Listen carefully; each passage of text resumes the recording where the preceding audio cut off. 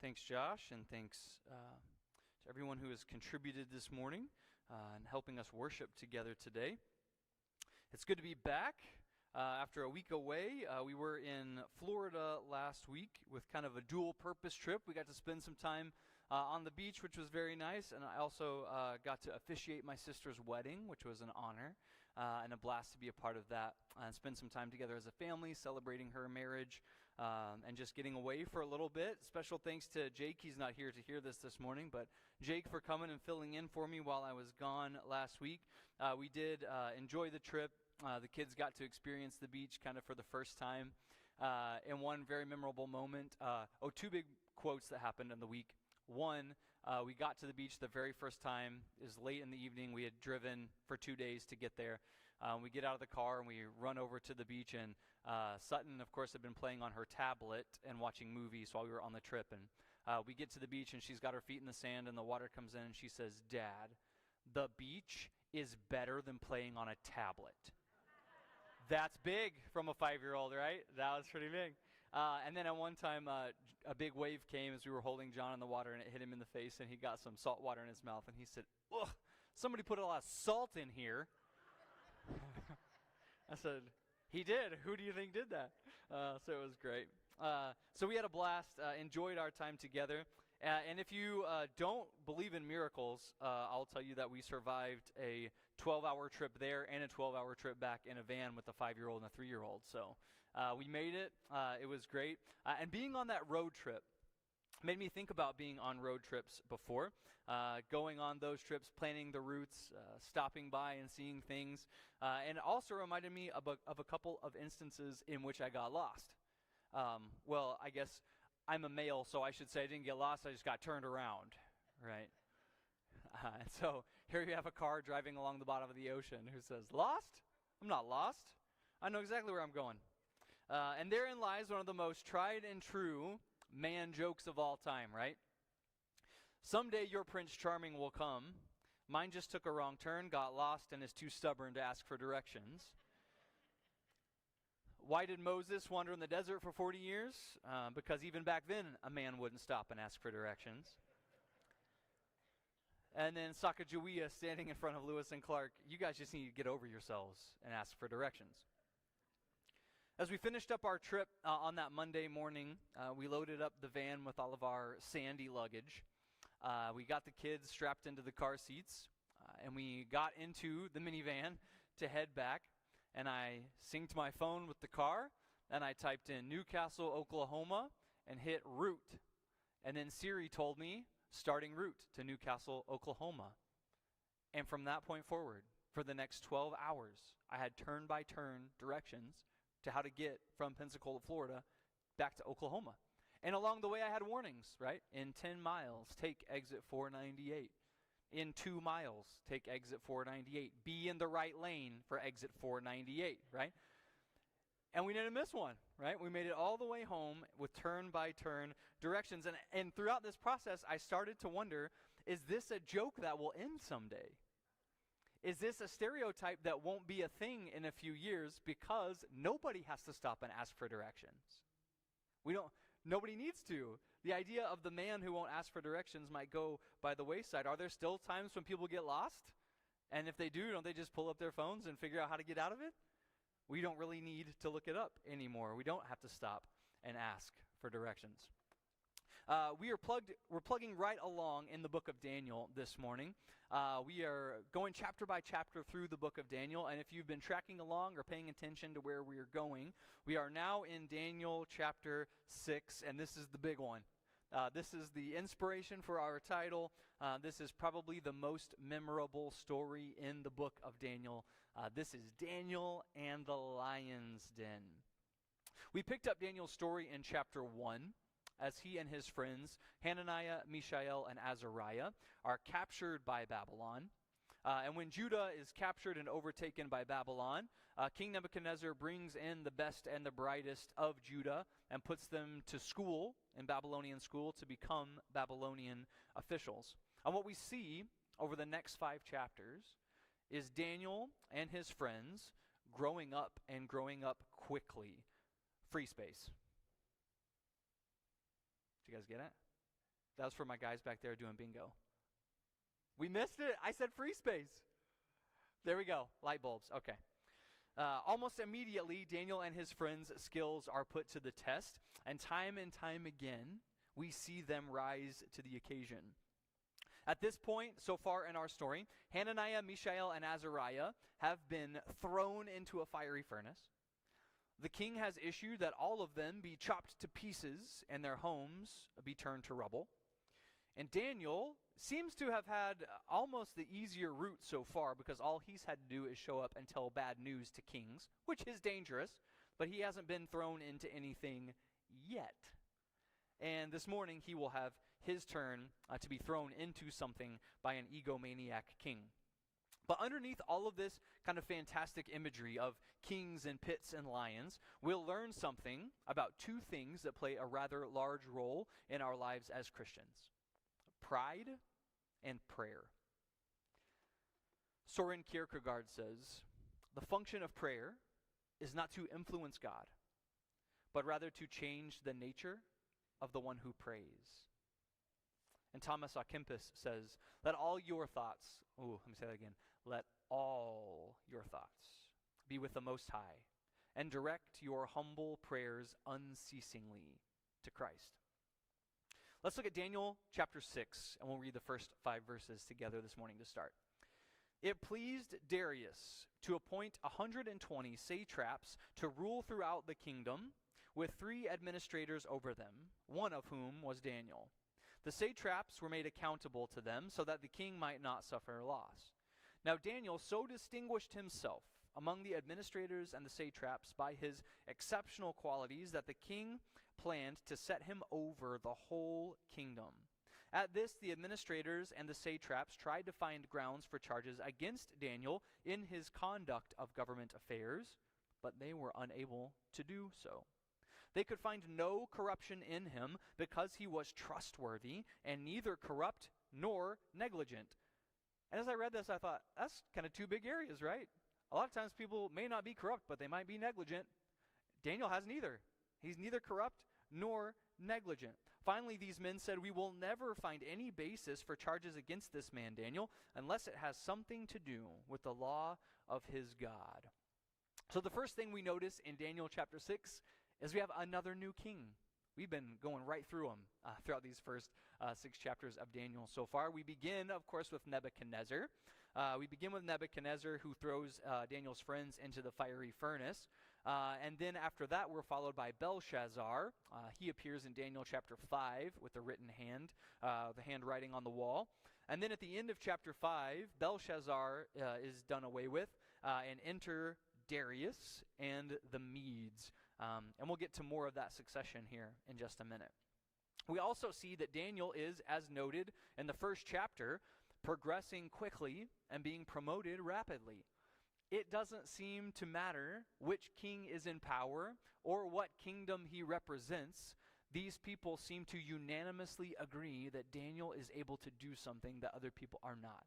That he has a character about him that is worthy of honor and power and a place of prestige. And so even as a new king comes into play, Daniel's reputation precedes him. And so Darius now is able to see Daniel and the work that he is doing, and so he also continues this progression and promotes Daniel to a really high place in his kingdom. He is primed here to be appointed the head over the entire kingdom. Sounds great for Daniel. This is unwelcome news to all those who are his would-be subordinates. And if you can imagine, they just overtook Babylon, the greatest empire, one of the greatest empires in the history of the world. And so now they have all of these people who say, well, I've put in my time with the Medes and the Persians.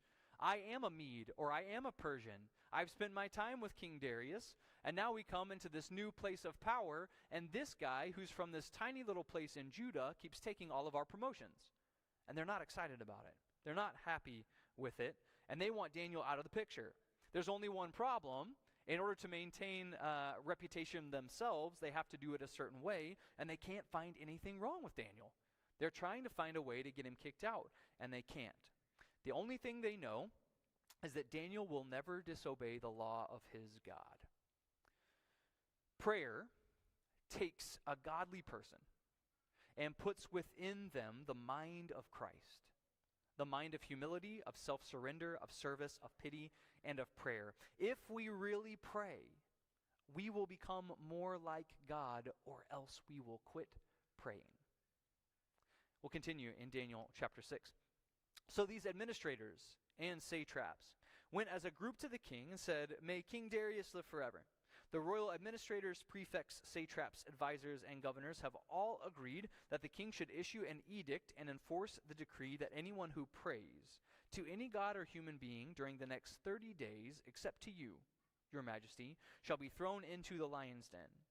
Now, your majesty, issue the decree and put it in writing so that it cannot be altered, in accordance with the law of the Medes and the Persians, which cannot be repealed. So King Darius put the decree in writing. The strategy here that we see from those who are jealous of the talents and of the promotion of Daniel is to create a law that they know that Daniel will absolutely break. And they know two things about Daniel. Number one, he has a devout allegiance to his God, and that God alone. And then number two, he has a devout commitment to prayer. The law they decided to create is to make it illegal to pray to anyone or anything other than Darius for 30 days. Now, if you're Darius, shouldn't you see something weird here? Not just like, oh, we're going to only pray to you because you're the king, but for 30 days, let's try it out and see what happens. There seems to be something afoot here that Darius doesn't notice. And why? We'll get to again in just a second. This is, besides the time frame, this is an unusual request historically. Persian kings don't often deify themselves in history. We'll compare that to the Egyptians who do. In the Egyptian world, the pharaoh is the religious head of the community as well as the figurehead politically. So he intercedes in between and is kind of a god to the people. The Persians don't operate that way. The king is separate from the religious structure, and in most of history, Persian kings do not deify themselves. They don't ask for prayers, and they don't stand in between the people and their gods. So for another reason, this is odd. But this is not a normal circumstance, right? This is not a normal situation, and the players in this story are teaching us something. We are being asked to compare their actions with the actions of Daniel. Keep going in verse 10.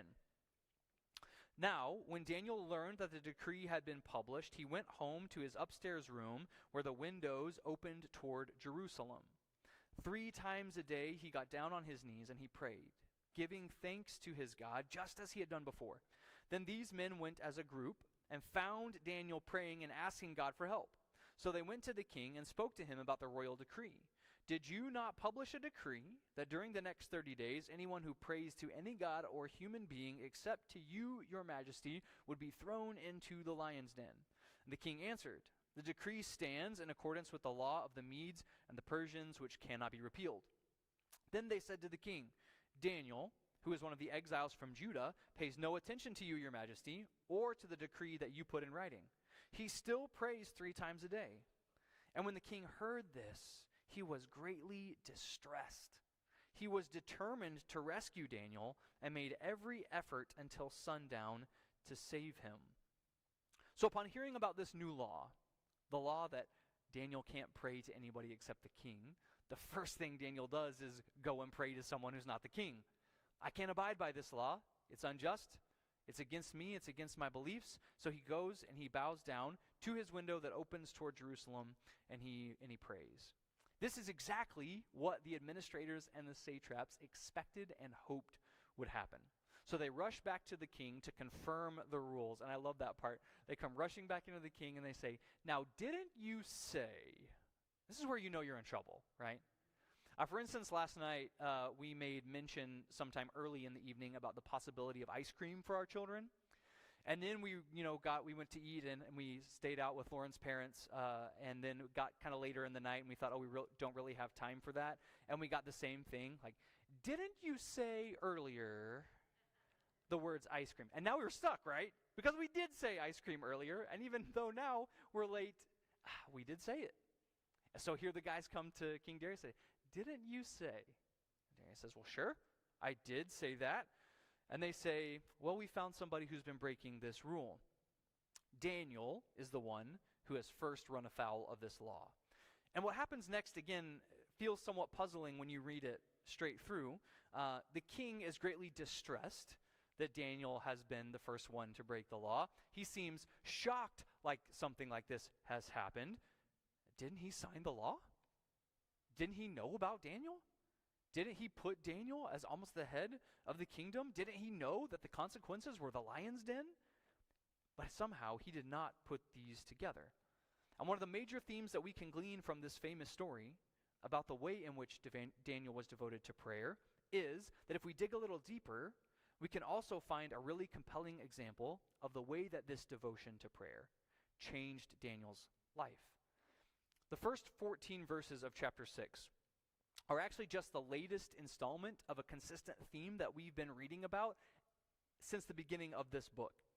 Think back to the stories that we've read so far and the key takeaways from each of them. We can go back to the fiery furnace story. Nebuchadnezzar is afraid that his kingdom is going to fall, so he proposes this test of loyalty, that they bow down and worship his statue. Of course, Hananiah, Mishael, and Azariah do not, and so they get thrown into the fire. They're rescued from the flames, and then shortly thereafter, Nebuchadnezzar has another dream that fills him with fear. This time, Nebuchadnezzar, if you remember, dreams of this giant tree. It's huge and it's lofty and it reaches up to the heavens. The birds live in it, the animals live in its shade, and it gives fruit to all people. And then a holy one comes down from heaven and says, chop it down. Leave the stump, but chop it down. And then the angel says, let him be drenched with the dew of heaven and let him live with the wild animals. And so Daniel interprets this dream for Nebuchadnezzar. You are this tree. You've grown tall and mighty, but due to your wickedness and pride, you will be cut down. Unless you admit that heaven rules and not you, you will be cut down and you will be sent to live in the wilderness. And Nebuchadnezzar is given a chance to change, a chance to repent and acknowledge the true God, that it is God who makes decisions, that it is God who is control. Unfortunately for him, he does not take advantage of this opportunity. The next chapter, the next player in this story is King Belshazzar, who Daniel refers to as Nebuchadnezzar's son. Belshazzar throws a large banquet. During this party, Belshazzar has what he thinks is a fantastic idea. His father Nebuchadnezzar had looted the temple of the Lord and taken these goblets of gold and silver, these holy goblets, and placed them in the storehouses of his God. And so Belshazzar says, let's bring those out and party with them. So they fill the goblets with wine, and not only are they filling the goblets with wine and celebrating this show of wealth to all of his people, they begin to use these holy items to praise the gods of gold and silver and wood.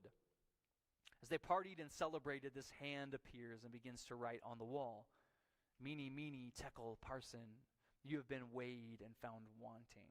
And no one in the kingdom can interpret exactly what this means, and so they bring in Daniel, and he tells Belshazzar, look, you know what happened to Nebuchadnezzar. You know what ended with him. You know how he did not admit who God is, and you saw what happened to him, but you didn't learn. You set yourself up against God. Nebuchadnezzar's heart, we're told, was hardened by pride. Belshazzar's heart was taken by pride. The administrators and the satraps are overtaken by pride. And through pride, Darius thinks, you know what? It would be nice to have everybody pray to me for a while. That sounds like a great idea. And then all of a sudden, now, he's confronted with the unintended consequences of his pride. A man that he loves and trusts implicitly, one of his most valued advisors, has been sentenced to death. An ending that Darius did not see coming, only because he was blinded by his own ego. We're finding examples here in this story, in the book of Daniel, from Daniel chapter 1 all the way till now, of those who are fighting and clawing for places of prestige, and we're being asked to compare them to the actions of a man who just wants a place to kneel to pray. Desire and pray always that God's will may be perfectly fulfilled in you. Let's go back to Daniel and let's finish the rest of the chapter, beginning in verse 16. So the king gave the order, and they brought Daniel and threw him into the lion's den. The king said to Daniel, may your God, whom you serve continually, rescue you. A stone was brought and placed over the mouth of the den, and the king sealed it with his own signet ring and with the rings of his nobles, so that Daniel's situation might not be changed. Then the king returned to his palace and spent the night without eating and without any entertainment being brought to him, and he could not sleep.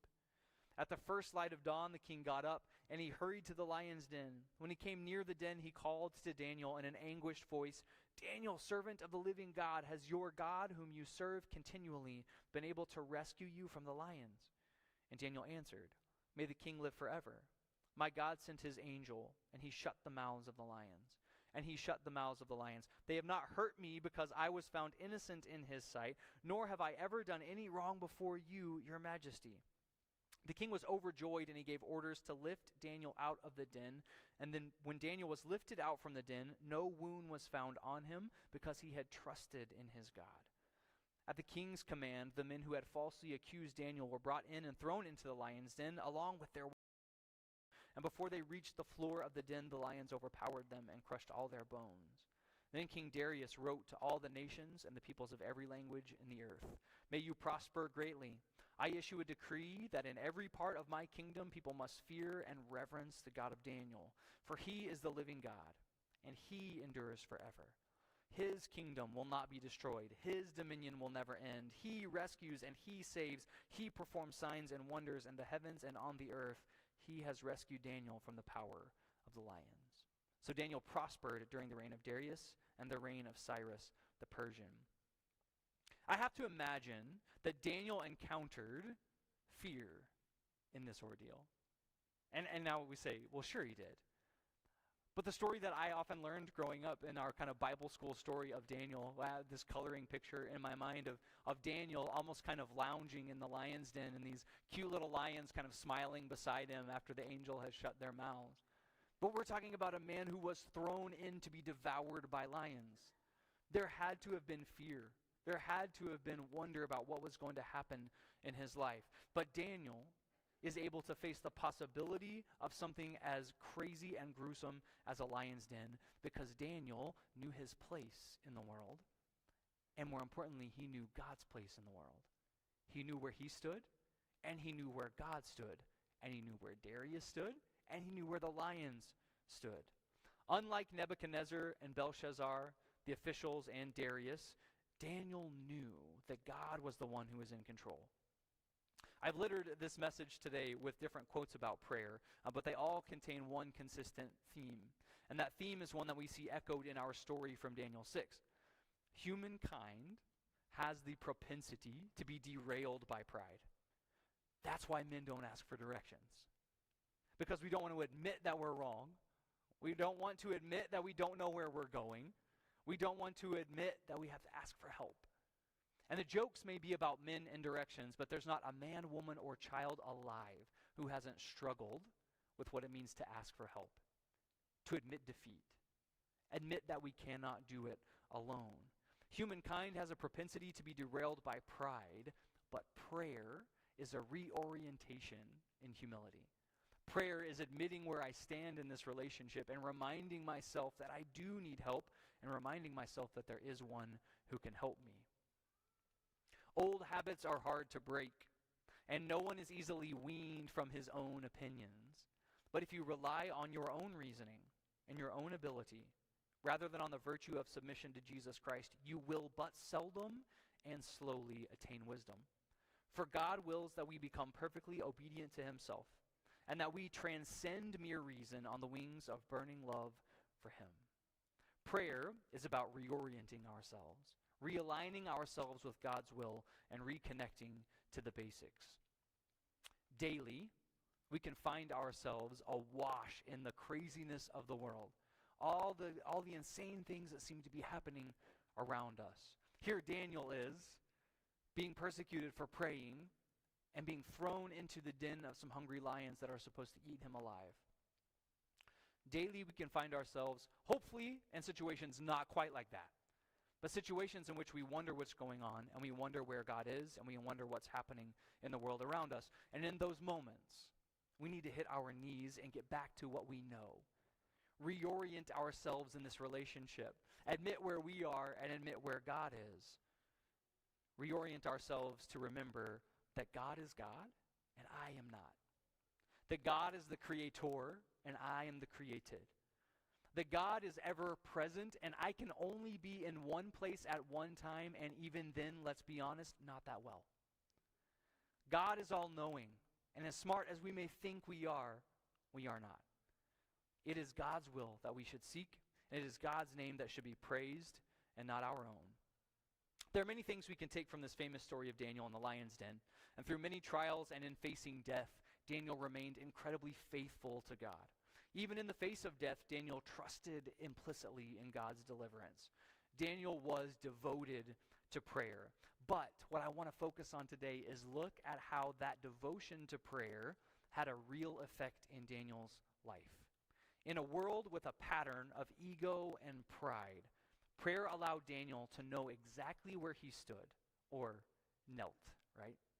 Through prayer, he developed a humility that allowed him to know without a doubt who was really in control. And when we place ourselves on the right rung of this ladder, when we know where we are and we know who God is and we know who's really in control, it is in the moments where we face things like a lion's den where we can face those with incredible faith, because we know that it's not dependent upon ourselves. It is dependent on God and what he's doing in the world around us. May we continuously seek God through prayer. And may that prayer manifest itself in our lives. May we seek the will of God and allow his name to be praised. Would you stand with me this morning as Josh leads us in one more song? And if I can pray for you today, I'd be happy to do that if you come find me. Josh.